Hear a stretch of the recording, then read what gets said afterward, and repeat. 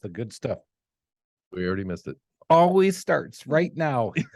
Welcome back, everybody, to another episode of the Small Business Safari, where we have a great guest today, Ryan DeMent from Truvest Capital. He has a unique story. I love the part that he actually puts it in his bio. I'm a two-time failed entrepreneur. And we're going to dive deep into that. I resemble that remark. Exactly. We're going to have a lot of experience with that. And in fact, I've got one right now that's not going too well either. But you never fail as an entrepreneur. You just get to learn really expensively. Well, maybe if you were in the office a little bit more, Chris. Do we have to beat this dead horse again? I'm in the office. I've been in the office all day, Alan. Oh, really? Don't ask me where I'm going tomorrow, though. Yeah. Uh-oh. All right, everybody. I know where you're going tomorrow. Do you? Are you heading towards the President's Cup? I am indeed. Going to be in Charlotte, North Carolina for the President's Cup and be there on Friday in full regalia. Managing his business from his phone. That's right. That's how I do it, even if they don't let you have the phone on the course. So with that, we have got to get started. We always start every episode with cheers. Cheers. Ryan, today we're cheers you with Modelo. Cheers. And we will get into this. Muy bueno. Modelo is muy bueno. Let's get started. As I mentioned earlier, Ryan has a bio, and I'm going to go ahead and just hit some of the highlights because I think this is important for everybody to hear, is that he started his business. We'll get into what he did in the beginning, and we want to hear about how you got to where you are today, kind of figure out who the hell you are and where you came from. But you started two businesses, didn't go well. You followed the greed, you followed the money, and the money didn't pay off. And we talk about that all the time. You find your passion, the money will follow. And now you found something you're passionate about, and you found the right people to work with, and you've now had a lot more joy and success. So two-time failed entrepreneur? I don't think so. I think actually he learned, as we all do, very expensively, because I had somebody say, Chris, we never fail as entrepreneurs. We just get opportunities to learn. I said, why is it always so damn expensive? So with that, Ryan, welcome to the show. Thank you, guys. Thanks for having me on. I'm honored. It's been a blast already. And we're only 2 or 3 minutes into this already, and I'm already I can't stop laughing. He's the first guy that's ever been honored. You know what? That is. I like you already. Yeah. Yeah. He's the first time he's actually kissing up to the host just right, isn't he? I've got good practice. That's good. That's right. Ryan also will be talking about Ryan's podcast as well as we go through this, and we'll talk about those later. So you can go find out his podcast, which is excellent as well. So, Ryan, let's talk about this. You, where'd you grow up? Where'd you come from? And how the hell did you fail? No. Yeah, we can go real simple. I grew up in Southern California, and I lived the California life and spent most of my life there till I was roughly about 25. And I said, F California, and left. And at the time I was working in corporate America, and I was running call centers, collection agencies, that type of stuff for some major banks. And they moved me around. So my first stop was Vegas. Next stop was Indiana, Texas, Florida, Delaware, and Arizona's in there. And I'm back in Arizona now, since I've moved around. But my call to arms for myself, and I say this, is the moving and the corporate America experience created who I am today, but entrepreneurship is formed me into a different mold of a person, because corporate America left me fat and happy and didn't teach me how to be a fisherman. And those are two big reasons why my first two businesses failed. But the other piece, like you said earlier on your introduction, was greed. I was chasing money. It was big money. It was a lot of money. And I wasn't watching the bottom line. I wasn't managing the business. I wasn't looking for other revenue sources. It was all about instant gratification. And that is just a disaster. So fat and happy's bad. I got that. And I was right with him on that. I mean, it's a very parallel scenario for me. He was you said you were doing the call centers in the financial services world? Yep. And then so my first business that failed was a collection agency. So we were buying debt, charged off credit card accounts, and they were attached to assets. So we were litigating. So we had an in-house attorney, and we would litigate against them. Well, that just kept on going and going and going, and it became more problems than it's worth. So I had to shut that down. Then I decided to go back to corporate America, hang out for a while. And then I figured, oh, let me play in the mortgage space. And then I started buying scratch and dent loans, and then the scratch and dent loans needed to be collected on. So I had the background already. And that's where the greed came in, because then I started bringing on all these warehouse lines from these lenders and some brokers, and they needed help. And to be honest, I What is a scratch and dent loan? Yeah. So scratch and dent is, let's say you're a broker and you have a warehouse line, and a warehouse line is a line of credit that's set up with a larger lender like a Bank of America or a Chase or some type of regional lender that gives you money to originate loans on their behalf. They will then buy that loan from you as long as it meets all their underwriting criteria. So you've done all your due diligence, you've done your underwriting, now you've passed it off to them. They do the exact same thing. What happens between the time you pass it off to them, there's something missing in the due diligence file or the underwriting file to where the lender kicks it back and says, too bad, so bad, too sad, bleh, too bad, so sad. We're not buying it. It's now yours. Get it fixed. And oh, by the way, it's also 30 days past due. So it also needs to be collected upon. So then the broker is stuck with that, and it's counted against their line of credit or their wholesale line. So it's limiting them in their mortgage originations. So they got to get rid of it. So there's two options there. They can sell them in the secondary and tertiary markets for a discount, knowing that it's a bad loan. Or three, they can make it right, get the due diligence taken care of, the underwriting taken care of, and bring it current with payments. That's where my agency would come in. We would help them with the due diligence, help them with the underwriting, bring them current. And then at some points, if they were decent enough houses that had enough equity, we potentially would buy them for a substantial discount. And when I say discount in that space, it's typically about 15 to 20 cents discount. In the non-performing mortgage space that we deal with today, it's more like 50-cent discount. So there's a huge difference in the two. Right. So does that make sense to you? Yeah. Do you want an example of a scratch and dent? I think you have one, don't you? I don't have one, but I think Ryan probably will. I did not have to deal with it directly like that in the world I was in. But when you say there might be something wrong, it might be that either the title wasn't perfected or they couldn't maybe get the state. They went off not stated income. They couldn't find the income statement. Give us an example of one that was ugly and you guys picked it up. The ones that I've always remembered was the broker really pushed through the underwriting criteria and didn't verify the income. So this was pre 2007, 2008. So as long as you had a heartbeat and a PIN, we'd give you a mortgage. You didn't have to verify. All right. Income, right. So I do have one. That's why I was waiting to hear what he would say. So I was working at SunTrust local bank. I was in the credit department, and I got a story about how this happened. And that's what was happening is that this individual was sitting in the bank. We ended up we picked it up at corporate credit later, and they told the story, and the story went like this. The guy came in and he said, I want to develop on the beach. And they go, okay, well, listen, we've done plenty of loans with you. And so he had a loan, he had a couple loans with us there. And they said, well, looks like your debt to income's a little high. What was your income again? And he said X. And they go, no, I don't think it's X. He goes, you're right. X plus Y plus Z. Okay, that's the number we're going to put down, stated income. And the reason I got to corporate credit is because he just didn't have a couple of loans with us. He had 10 mortgage loans. He had commercial lines of credit, commercial loans, and he had property loans. And they were in 3 different systems. And we didn't know that. We were into this guy for about $5 million right as the crash hit in 2007 as it started up. And he was one of the first guys to go. So that's what a scratch and dent loan is. And then you sell them to Ryan, and Ryan says, you know what? I'll go collect on this sucker. And now I'm going to make all this money on this too. Look at this go. And it's a lot harder to collect these days too, isn't it? Oh God, the collection world has changed. And if you asked me to go back to it today, yeah, I date myself. I'm a prehistoric animal when it comes to collections, because I started door-to-door collections back in the day when I was a kid in California. I was doing title loans and also payday loans. And when those people didn't pay their bill, guess what happened? You got to go knock on their door, and you got to collect the money from them. And that sucked. Dogs, bats, knives, guns, all pulled on me. I mean, nice. it became very quick. And you're walking in the company I was working for, you're walking up to these people's houses in a suit. So they knew you were coming, you were advertising it, and they're prepared for you already. So it's like, was it a Kevlar suit? Yeah, might as well. Yeah. I just had that mental image. I'm going to pull my dog on you.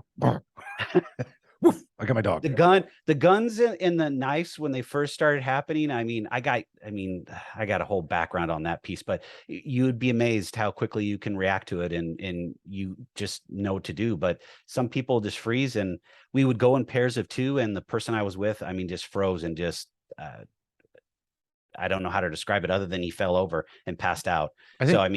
A lot of things that you build up to, it makes it sound like you would have been wildly successful in this world because, I think a lot of things that form us, first is our first job, whatever we're doing. And you were nitty gritty out there, suit and tie, dogs, knives, cats, everything. Look at him though. He's got such an innocent looking face. Can you imagine? He does actually still look like he's 18. I know. Can you imagine pulling a gun on him? It's well, if he's coming after my money, I guess. I guess because I'm a deadbeat. You got to get your bat out first. I pull my dog. But the funny thing is, I agree with you, Chris.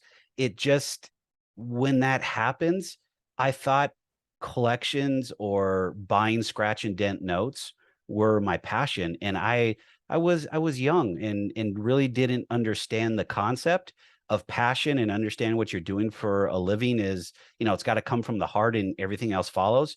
We're not taught that. And I think we talked about it on our podcast. I can't remember, but we kind of talked about schooling and understanding where that all comes from and how people today think entrepreneurship is, I'm going to go put out a TikTok video and it's going to go viral and I'm going to be a millionaire overnight. And it doesn't work that way. I do that in conjunction. I told him I did that in conjunction. I wasn't going to become an influencer millionaire and I know overnight. How disappointed you are when you didn't become a millionaire overnight on TikTok. I was a little disappointed, but don't worry, I'm going to TikTok the hell out of this weekend. So back to Ryan. That's what this is about. All right. So Ryan, you started the first one. Did you get a partner in the first one, or did you do this all on your own? The first one was a partner, and it was my brother. Okay. And there's a whole nother story to go into, is don't go into business with your family. But I did it again I did it again with my parents, but I didn't learn. Fool me once, shame on you, right? Fool me twice, screw my mom and dad. What? Yeah, but there's no hard, there's no hard feelings with my brother. Just he had a different set of ideas, and our skill set, and this is where the problem lies, is as an entrepreneur, you want to surround yourself with people that have different skill sets. My brother was wired almost identical to me. He was an operator, and we butt heads on a lot of things operational. And until he understood that he needed to be on the sales side in more of the back office and let me handle the operations, that business went on for almost 6 years and some change. But it doesn't work. You can't have those yes men or yes women around you. As an entrepreneur, as a leader, however you want to look at it, it just doesn't work. And if you have the same skill sets, boom, it blows up. First gold nugget of the day. He's dropping them, man. Those are two good ones. Well, first one was don't go in business with my brother, right. Which I definitely will not. I love my brother, but no, he's in corporate America. You notice he said he has no hard feelings with his brother, but he didn't say whether or not his parents have a hard feeling for him. Yeah, he didn't say that. So mom and dad, they still. It was a challenge. Don't get me wrong. It was pretty hard, but you know what?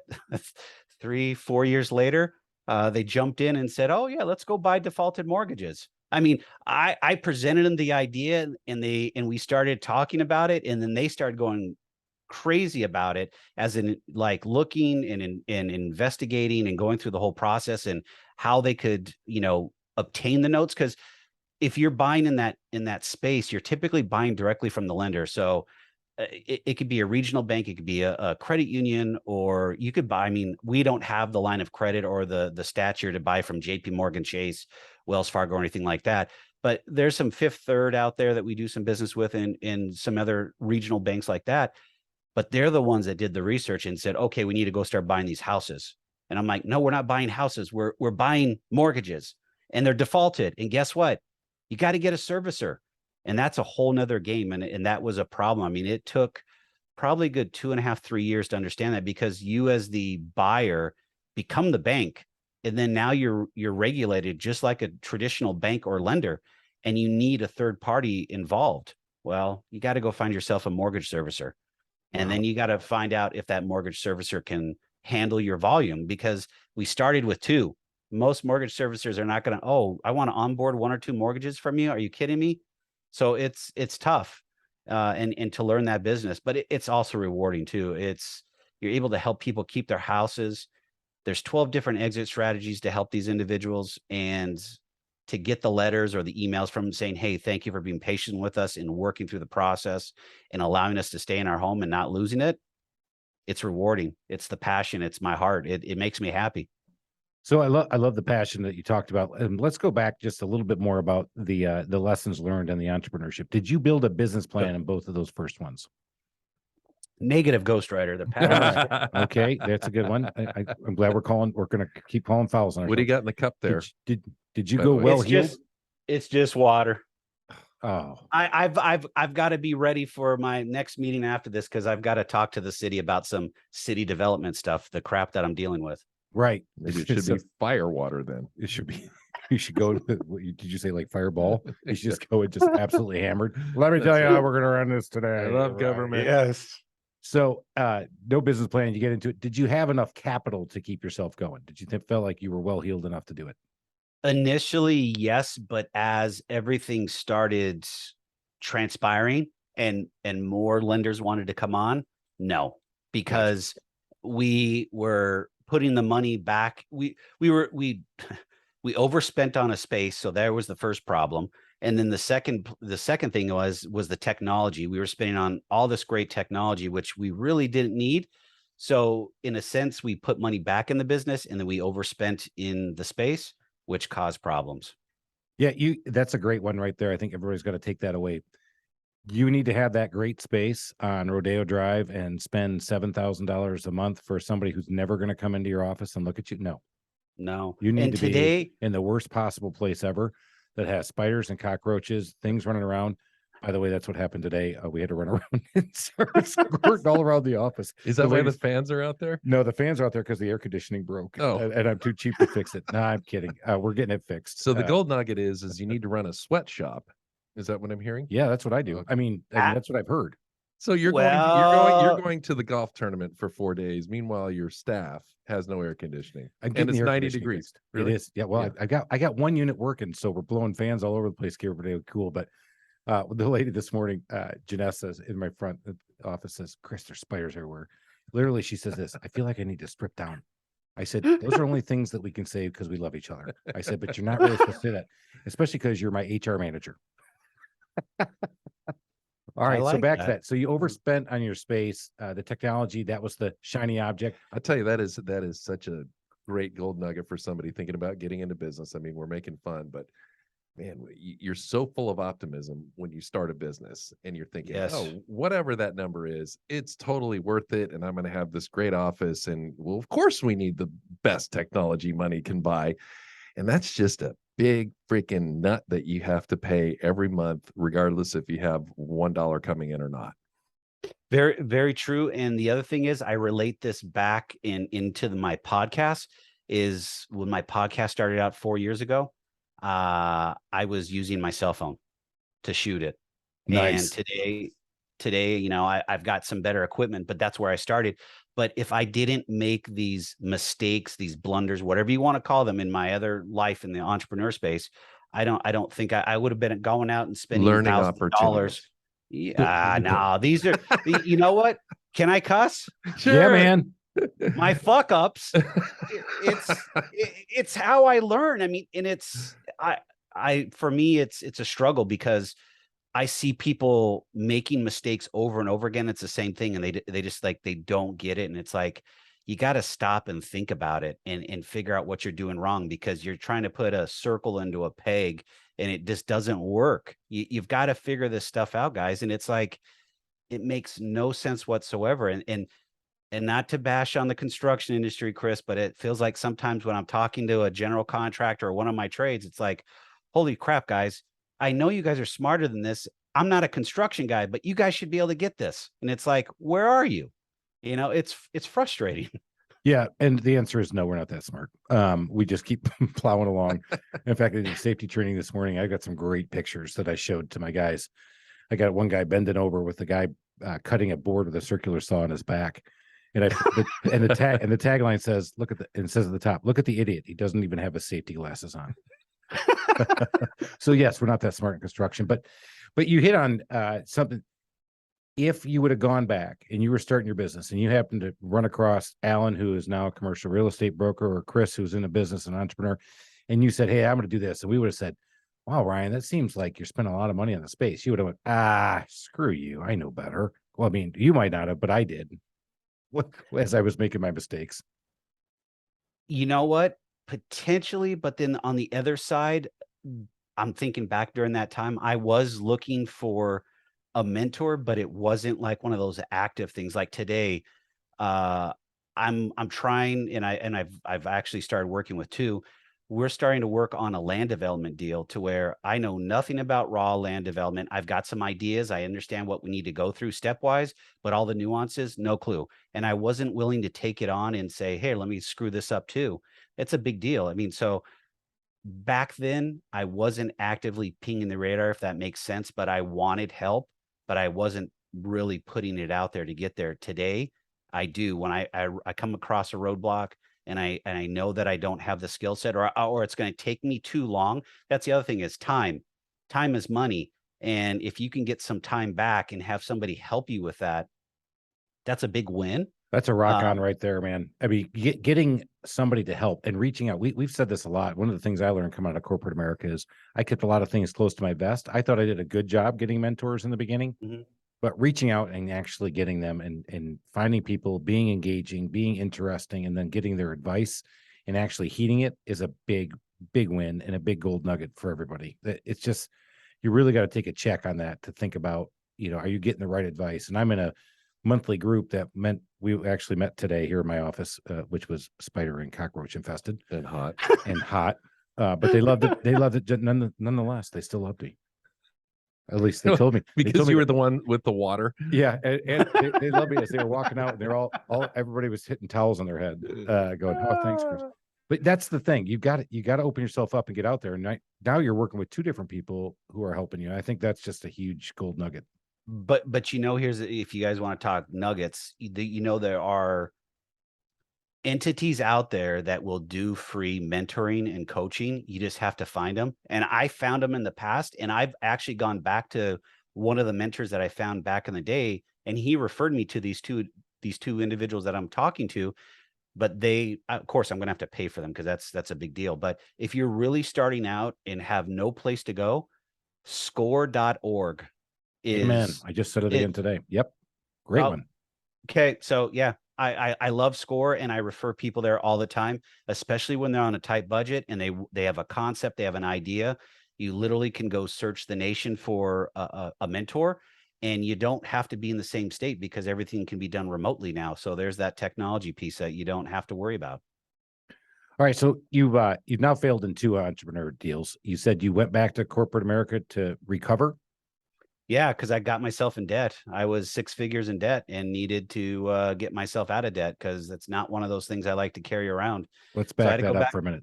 6 figures in debt, not 1, not 2, not 3, not 4. I'm going all the way, not 5, 6 figures. Everybody, if you don't think that's a lot of money, that's a lot of damn money. That hurts. I could tell you it was a lot of money because I was writing the check every single month, or the bill pay. Yeah. So yeah, it was painful. And people said, why don't you just file bankruptcy? 1, I didn't believe in bankruptcy, still don't. And 2, I didn't have the ability to. If I wanted to go back to corporate America and work in finance in the banks that I was working for prior to, they wouldn't take me back because of my background. I have to pass a background check, security exchange stuff, blah, blah, blah. Bankruptcy would have thrown me out. So I really would be out of a job.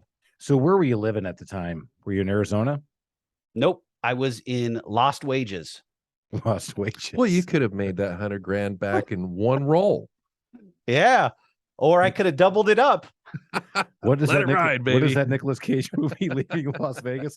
I actually think Vegas. Yeah. I probably would have had a different approach. I probably done exactly what I said. How much money do I have left on that credit card I can pull out? And I'm heading down there going, I think I've got it. I think I probably would have done that just to try to get out. Would you put it all in one roll, or would you give yourself a little bit of wiggle room? Little wiggle room, like and 3 rolls. Probably 3. That's how bad it would have been. All right. So obviously, married at the time, kids. Did you have people dependent on you? Were you down? I was divorced several years before that. So yeah, I was on my own. So it's a tough time, and I'm trying to bring that up because I don't think people understand sometimes just how hard it is to start and run a successful business. And then sometimes you have some big setbacks, and sometimes it's a 6-figure setback sitting in the city of lost wages, which I'm going to use that one forever. I'm stealing that one. But so you're there. And so you go back to corporate America, you get a job, you pay yourself out of it. How the hell did you start another one? I grinded it out. So here's the funny thing is I just released an episode of my podcast today. And I'm starting a series about my journey coming back from this depths of hell, as I call, or shit, whatever you want to call it. And really I had a pity party probably for 4 to 6 months. I felt bad for myself, called myself a lot of names. And I think the pity party, the pity party allowed me to understand where I was at, what I needed to do. So the first thing I need to do is I need to get my finances right. So that was the first thing. I got a job. I got a very well-paying job. So don't get me wrong, but I was working 70 hours a week. So I really didn't have a lot of time to focus on another business, but it allowed me to start digging around in the different industries that I was potentially talking about. And this is where non-performing notes, the secondary and tertiary business came along, to where my parents started researching and started doing a lot of work on their own, started sharing it with me. And then we started doing stuff on the side. But that was a side hustle for almost 4 years, that I would work 60 to 70 hours a week, come home at night, work for 4 to 6 hours, get some sleep, get back up at 4:30, 5 o'clock, go to work, do it all over again 7 days a week. So this is such a great example of the true spirit of the entrepreneur. He's had 2 failed businesses. He's upside down 100 grand in Vegas, and I'm picturing in the gutter with, an empty bottle of something, right? And the only way to get out of that is to go to the corporate world where, hey, I'm making lots of money, only to go back and do it one more time as an entrepreneur. That's hardcore. Let's talk about it. Let's dig into it. People thought I was crazy. You bet. Heck yeah. And I'm loving that, because that's what we are, man. We're flipping crazy. So, all right. So 3rd time at the apple. Here we go. So you got this great idea. You got this can't miss opportunity. Here we go. We're going to start it up. Tell us how you came about it. It's not a can't miss idea, because at the point I was hesitant on doing anything whatsoever, because I was afraid of failing again. So I needed to get my head right.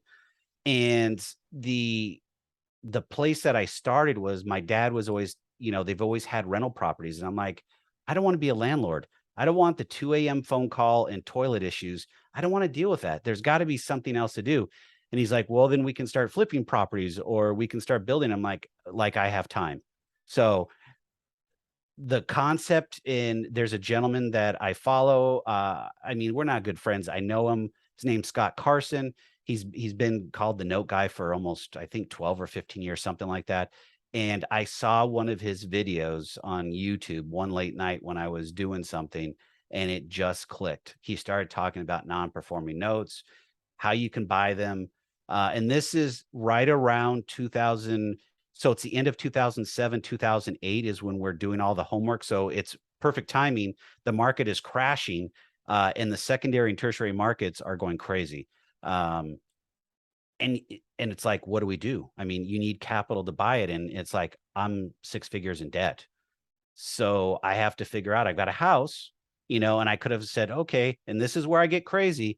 I could have said, okay, let me take that 6 figures, take a second out or a HELOC, whatever the case is on the house, and pay that off. What did I do? I took it out and I used it to roll the dice on non-performing notes. There you go. Let's go. Let's go. His dad's an enabler. Giddy Did you up, hear this baby? too? I know. Number one, my dad was never an enabler. I took him to the airport yesterday, but so you did it. Let's go. So you had a business plan this time, right? You said, okay, I'm going to build this up. Yeah, it's a basic business plan. We started small. We bought 2 notes.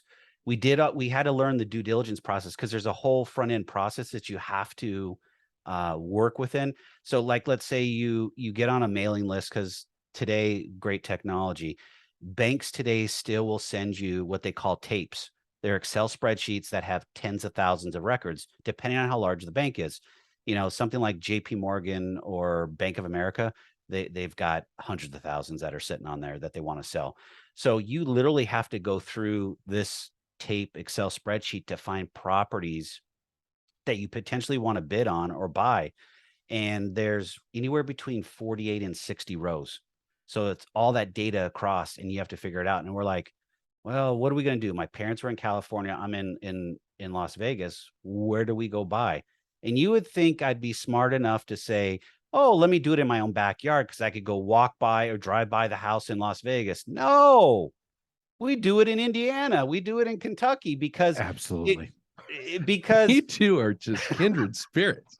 Right. Why do it easy and go there when I could do something completely asinine and go somewhere else and beat my head against the wall? That's my approach. That's how I do it. I'm And not you know saying you're like what? me, Ryan, but that's how I roll. But you would think I would take the smart route again after losing twice and screwing up. But the connection came through was because my dad had a friend that was a pretty large landlord in Indiana, and he was retiring and wanted to get rid of them. But he had a bunch of properties that he had on contract. I don't know if you guys are familiar with contracts. So basically, let's say you want to buy a house, you don't have great credit. What we'll do is we'll do, it's called a land contract in Indiana. It's a pretty crappy situation, but Right. anyhow, Land contracts. Okay. yeah. All right. But Familiar with explain that them? real quick. Yeah. But just for everybody on the listening, Yep. just real quick So- on what that is. So basically you're putting a term together. It's a down payment, a monthly payment, and then a amount of time that you're paying this payment to the actual person that owns the property. Once you've paid off that dollar amount, that balance, they're then supposed to sign over that deed to you and you own it outright. There's so many nuances and loopholes in that, and it just becomes a mess. He had like 15 of those that were defaulted that hadn't paid in a while. And Indiana's a judicial state, which means that you have to go in front of a judge or in court to do the foreclosure. In the state of Indiana, when you have a deed of contract or sorry, a land contract, you actually have to put it through the judicial system, just like you do a foreclosure. And I'm like, why the hell do I want to do this and start this route and go 6-9 months? Because that's typically what it was taking then, because the courts were so backed up then. And I'm like, why do I want to do that? Why don't we just go buy a note that's maybe in Indiana or Kentucky, but just not in the situation it's been underwritten correctly? So then this friend of his turned us on to a couple local banks, and that's how we started notes. And that's where it's all evolved from. The aspect of note buying, like I said earlier, it's rewarding when you help people and allowing them to stay in their house. But today, unfortunately, with pandemic and what's happened, as you guys said earlier, I think it was Alan that said it, was that people are just going to have their mortgages forgiven. Unfortunately, what's coming through the pipe today are all just traditional conventional mortgages, and none of these are going to be saved. And these people still think the government's going to bail them out. So they just keep on buying more shit, more toys, racking up their credit card debt, their Mercedes-Benz, their BMWs, whatever. And they haven't paid their mortgage. I saw one today that hadn't been paid in 3 years. Oh my God. 3 Yeah. years of not paying. And the lender, I'll just say it. Lender didn't have the balls to foreclose. That's the other part. The optics of foreclosures coming back again, kind of like 2007, 2008, where they didn't want to foreclose on everybody at first. Then all of a sudden there was so much they had to. That's where we're at. There's still 1 million. There's 1.2 to 1.5 million households still in forbearance from this whole nightmare of this pandemic. Wow. That's a big number that people don't hear about, don't talk about. And that's the space you're playing in now. That's what you've been doing. But again, this is where your passion came from. That's a side hustle. I mean, that's when I say side hustle, it's an entity that we do it runs on its own because we've got some other stuff going. My full-time job is Truvest. It's affordable housing, sustainable housing development. That's right. where So let's dive into that. day. Why don't you explain Okay. that a little bit? Because I think a lot of people don't understand what affordable housing is and how you're playing in that. And so let's talk about that business a or little even bit. how the math works these days. I mean, seriously, how do you create an affordable house with the labor costs and the materials cost? And very tough. It is Yeah. very tough. And that's what we're working on, the 16 houses. It's become very, very difficult. Luckily, we have some city partners that lend money at a very affordable rate. And I say affordable, sub 4%. That's good now. I mean, because Yeah. today, what's our current rate today? Just to give a mark. 6.32, 6.35, something like that. Yeah. So you're almost 2.5 basis points down. Yeah. I mean, that's affordable. Okay. Continue on, because I think it's important everybody understand this market a little bit before we start talking about how you're capitalizing what you're doing. But the challenge is we're going into markets and cities where they've been left behind from any type of private investment capital, however you want to say that. And majority of the neighborhoods are 60%, between 60 and 70% renters and 30 to 40% home ownership. So these individuals and these families don't believe they can own a home. And most of them are what I call unbankable. You pull their credit, and their credit is typically anywhere between, I saw one several weeks ago, 419 on a FICO score. That's not the lowest I've seen, but it's pretty low. But typically they're in the fives. They have a lot of red flags when it comes from an underwriting perspective. And I'm not trying to speak jargon, but they have charge-offs, litigation, collection accounts, past due accounts. So they really have some challenges that they have to get through. So how we play in this market, and it, again, I've had many falters along the way, but I got smart about 1.5 years ago, and started a nonprofit called True Community.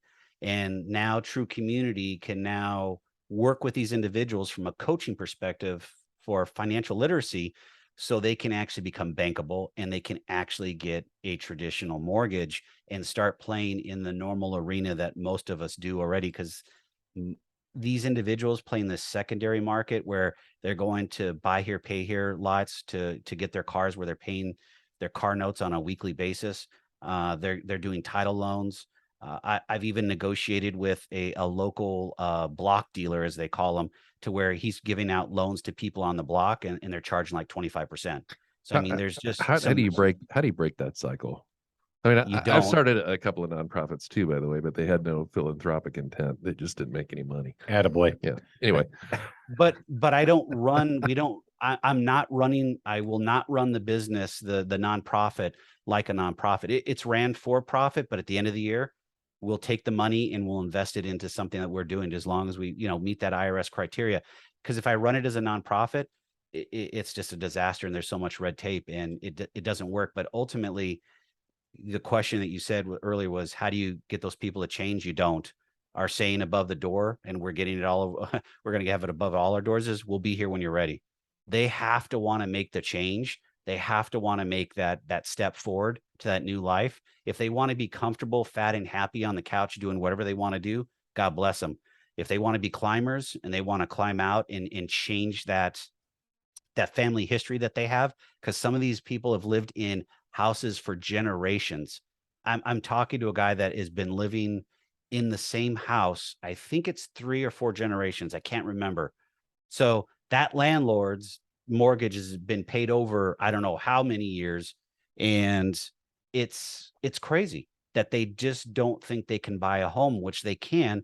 And there's so many options. There's down payment assistant options for them. There's closing cost options for them. There's buy down rates for them. There's so many things they can do. They just have to do the work on their credit to get there. So this is where I want to go. So nuts and bolts. I love this part too, because I've talked about this with younger folks too, about how do you build your credit. But building your credit from a zero sum is good, but building your credit from a negative. And so you brought this up. My hard line has always been 650 or below. You got some work to do, man. You're not in a good spot. This is where the spiral just keeps bringing you down unless you break that cycle and bring that spiral back up. So obviously you're coaching around mentality, saving, because it starts with not spending more than you make, right? And then it starts with getting out of all these other short-term debts that you're in, and money lenders, title loans, all that stuff. That cost of capital is so expensive.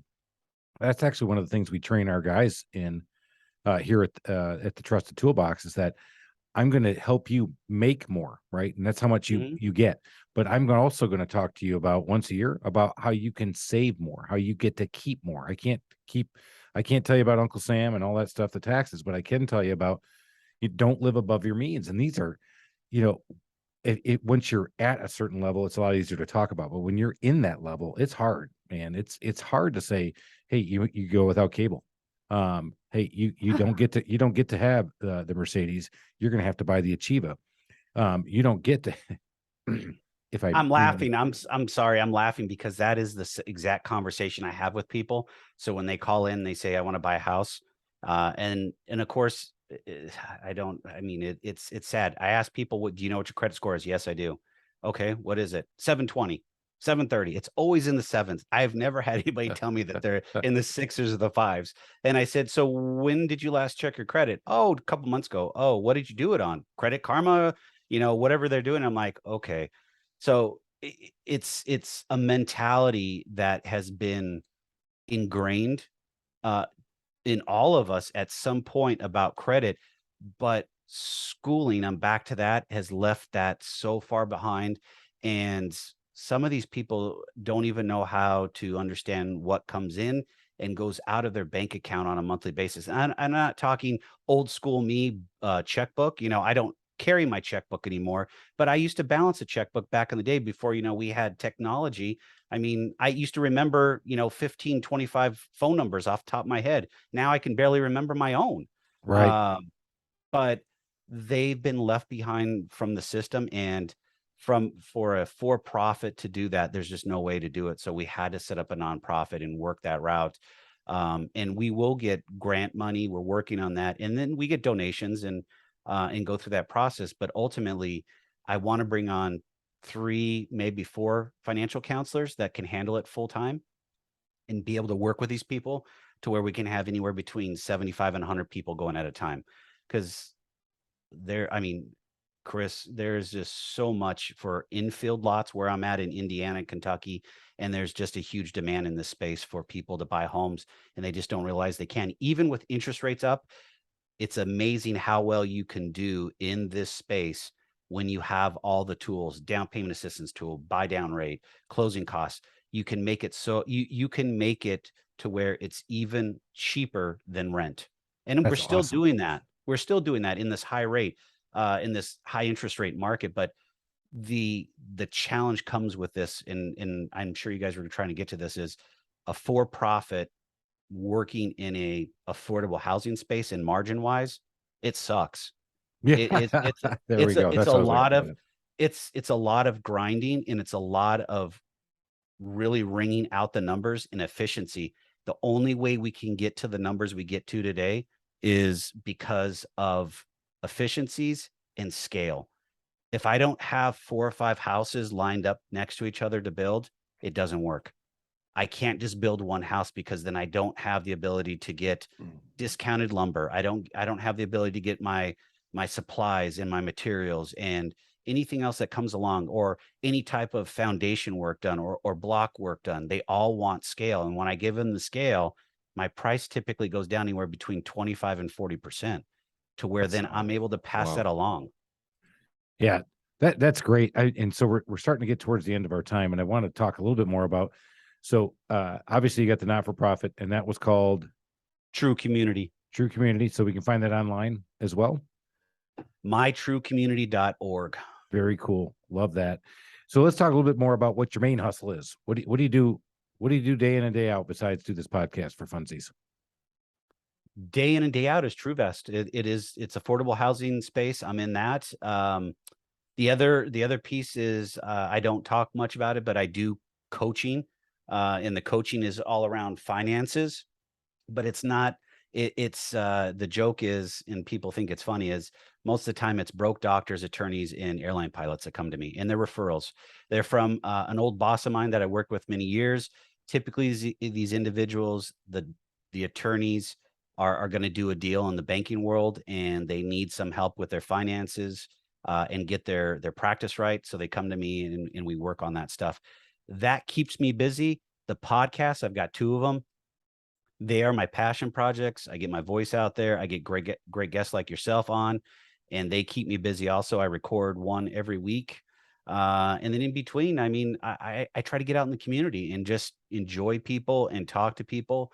And I'm at that point in my life where I think here very shortly, I'll be able to start doing more volunteer basis work and give back. And I'd like to be able to do some type of mentoring. I just haven't got there yet because of time constraints. That's awesome. As the whole arc, and we talked about it, we joked about being the failed entrepreneur, but where you're at today, would you say you're more fulfilled now and more actualized, as self-actualized, as they say, in that the Maslow's hierarchy? Dropping some big stuff on you. Look at you. Look at the big brains on Chris. Oh, good news. That's what the power of Google is. I just looked it up. No, I'm just going back to that. Would you say you're more fulfilled, more self-actualized today than you've ever been?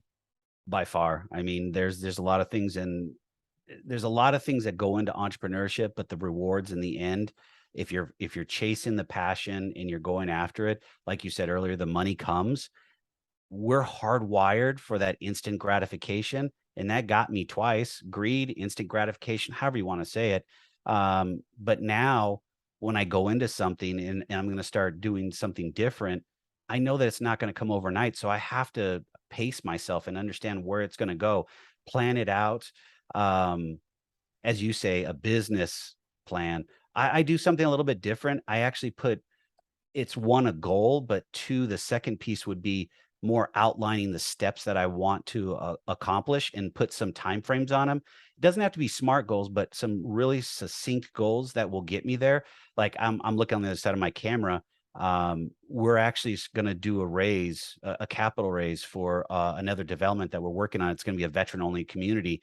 And I've got some very big lofty goals to do that, because this will be the first time, like I said earlier, that we've taken raw dirt and created it into a community. So there's a lot of moving pieces, but I have some really lofty, succinct goals that I want to accomplish, and I'm going to fail along the way, and I'm going to learn from it and move myself into a better place.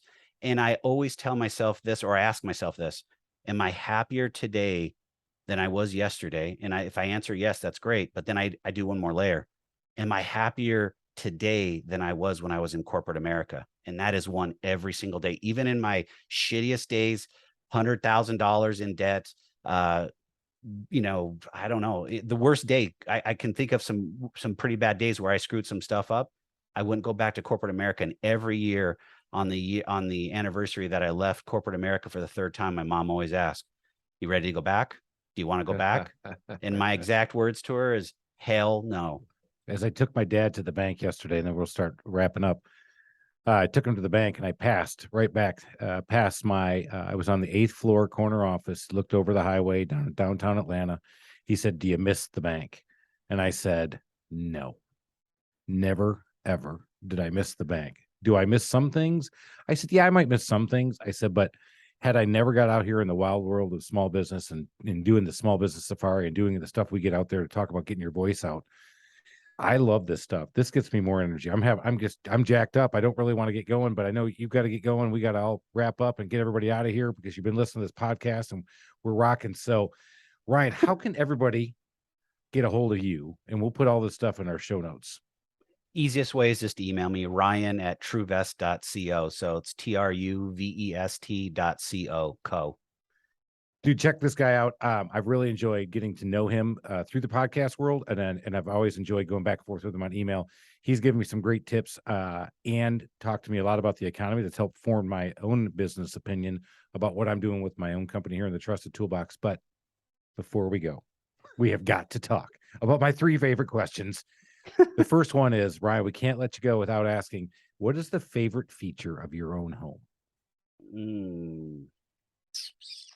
My shower.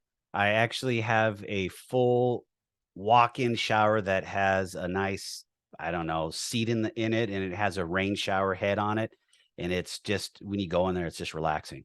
I can let everything go. If I'm all stressed out, take a shower, feel good, ready to go.